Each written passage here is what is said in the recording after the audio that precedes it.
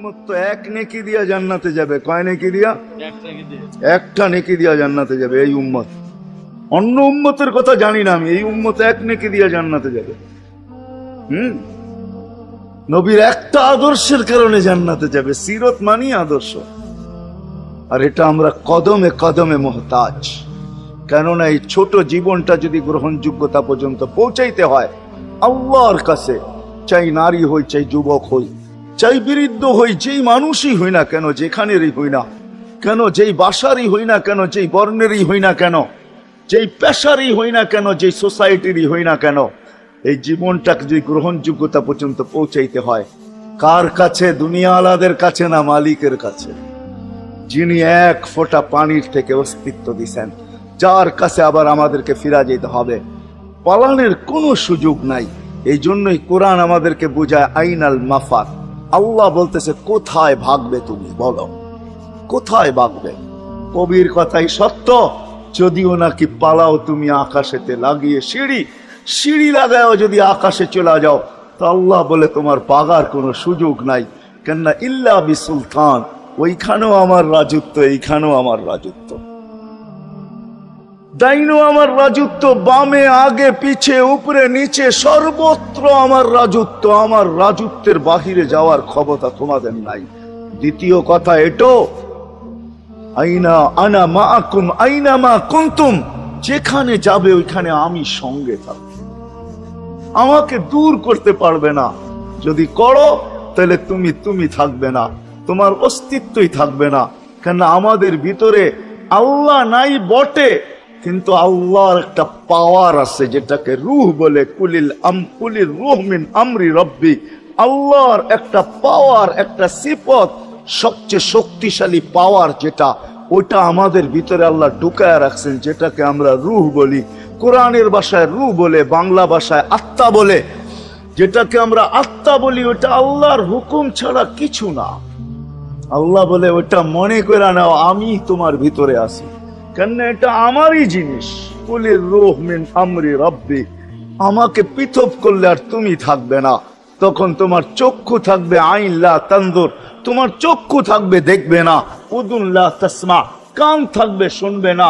লিসান লা তানতিক, জবান থাকবে কিন্তু জিহ্বা থাকবে কিন্তু বলবে না। আকলুন লা তুমাইয়িজ, তোমার মগজ থাকবে ভালো মন্দ বুঝবে না। কলব লা তাতাফাক্কার, দিল থাকবে কিন্তু চিন্তা করার ক্ষমতা তোমার থাকবে না। ইয়াত লা তাফতিশ, হাত থাকবে ধরবে না।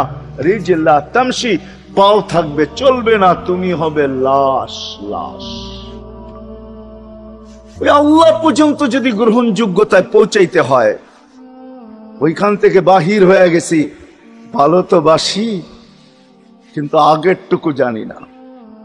ও মেরে দোস্ত, শুধু ভালোবাসলে চলবে না। আবু তালেবের চেয়ে বড় ভালোবাসা আপনার আমার ছিল না। সাহাবাদের মতো ভালোবাসা আপনার আর আমার নাই। আছে নাকি?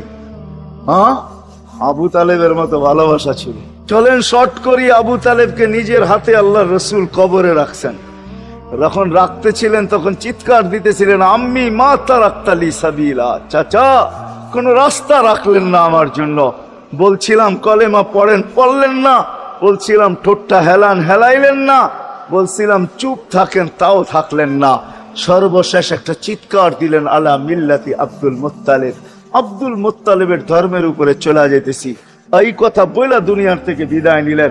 চুপও যদি থাকতেন তো আমার জন্য কোনো সুযোগ হইতো। চাচা, ও চাচা, আমার জন্য কোনো রাস্তা রাখলেন। ভালোবাসা কাজে দিবে না।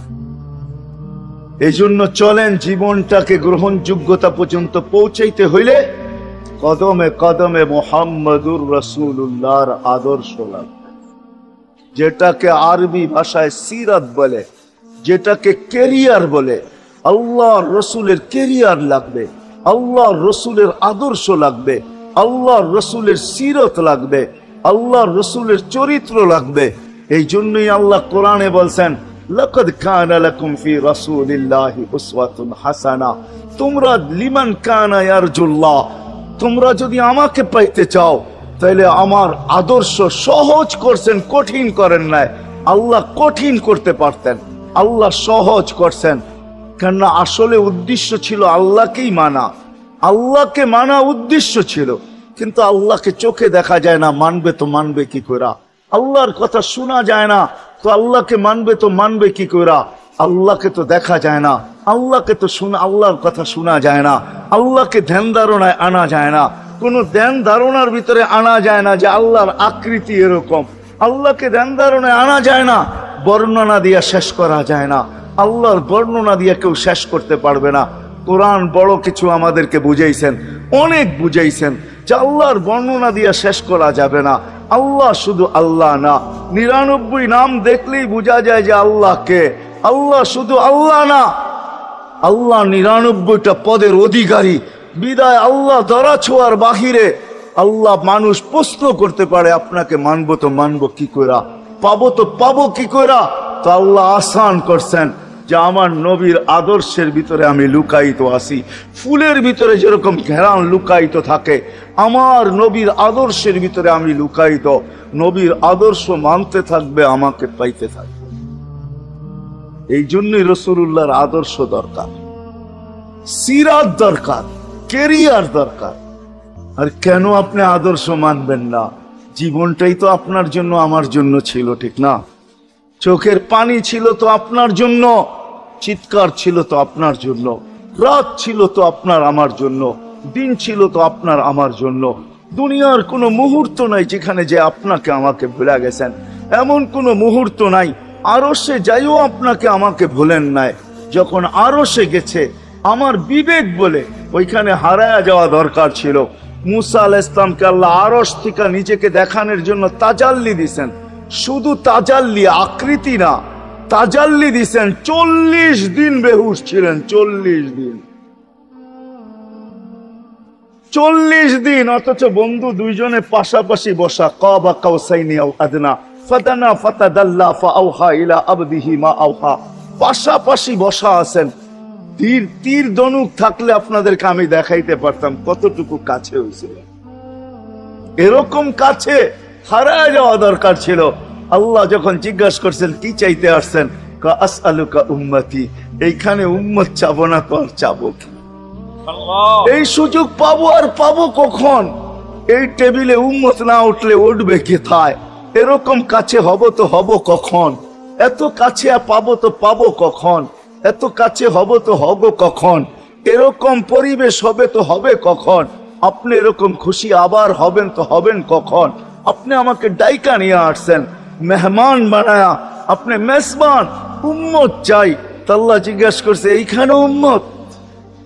তো যুক্তি দিতেছে আনতা রব্বুল করিম আনান নবিয়্যুর রহিম কাইফা তুদাইয়ু হাদিল উম্মাহ বাইনাল কারীমি ওয়ার রহিম। শুরুতে আপনি, শেষে আমি।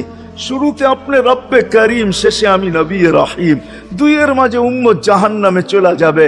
আমি আমার মনকে বুঝাইতে পারবো না, আমি উম্মত চাই। আল্লাহ সান্ত্বনা দিতেছেন, কাসসামতুল কিয়ামাতা কিসমাইন, কিয়ামতকে 2 ভাগে ভাগ করছি। আমি জানি আপনি একাই চিৎকার দিবেন কিয়ামতের মাঠে উম্মতি উম্মতি বইলা, আর কেউ উম্মতকে স্মরণ করবে না। নবীরা তো মাকেও স্মরণ করবে না, বোনকেও স্মরণ করবে না, সবাই নাফসি নাফসি বলবে। আপনি উম্মতি বইলা চিৎকার দিবেন। বিদায় কিয়ামত আপনার আর আমার মাঝে ভাগ, আর কারো মাঝে না।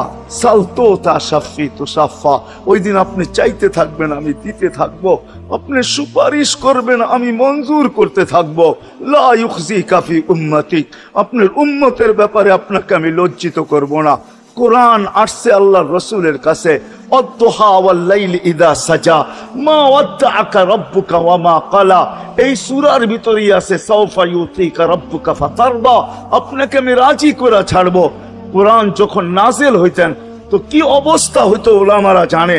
আল্লাহ রাসূল ঘামতে থাকতেন, এতটুকু কষ্ট হইতো। কখনো কখনো বলতেন কাদার রু আইয়াখরুজ, মনে হয় আমার রুটা বাহির হয়ে চলে যাবে। ওই কষ্টের ভিতরে জিবরিল যখন সাওফা ইউতিকা রাব্বুকা ফাতারদা পড়তেছিল, ওইখানেই থামায়া দিছে, জিবরিল থামো। বলছে কেন? সূরা এখনো শেষ হয় নাই। বলছে থামো, আল্লাহ আমাকে রাজি করতে চাইতেছেন, আমি এই মুহূর্তে আল্লাহর কাছে কিছু চাইতে চাইতেছি। বলছে তোমাকে সাক্ষী রেখা। বলছে কি চাবে? তো চিৎকার দিয়া বলতেছে ইলাহি লান আরদা, ইলাহি লান আরদা হাত্তা ইয়াকুনা ওয়াহিদ মিন উম্মতি ফিন নার।